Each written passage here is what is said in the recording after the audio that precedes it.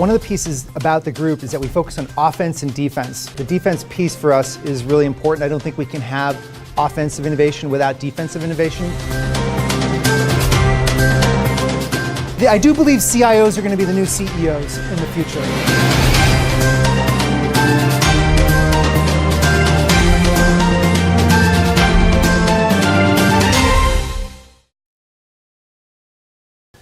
So getting into the project, there are a few major design concepts we had to consider. The first and most important of which is human-centered design. So at the end of the day, the main goal of not just Alexa, but of course the Internet of Things in general, is to provide convenience to people, right?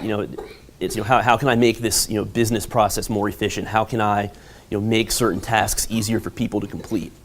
And so when you're considering a project, with Alexa or with any IoT device, the most important piece is to really create a solid foundation and understanding of the base human interactions you're trying to improve upon and provide convenience to. You really have to think about how would a user naturally go about a process. What's their thought process? What kind of questions might they ask? What information am I going to have to gather from them in order to do this as efficiently and quickly and conveniently as possible? And again, with the Internet of Things, the other important piece of that to really consider is how are the technologies I'm using going to improve this process, right? How is it going to add convenience or make a business process more valuable?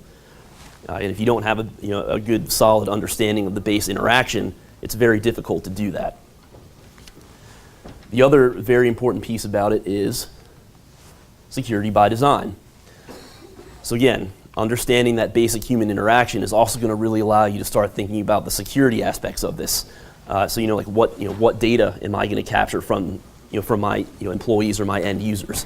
What resources am I going to have to provide to support these projects, like databases or other web APIs, or even humans to support and maintain these projects as they keep going. And of course, compliance is the other big piece of this. We're in May now. That GDPR deadline's not too far away now. So how is the data that I'm potentially capturing from this going to impact me compliance-wise? Where's it going to end up? Who's ultimately going to own it?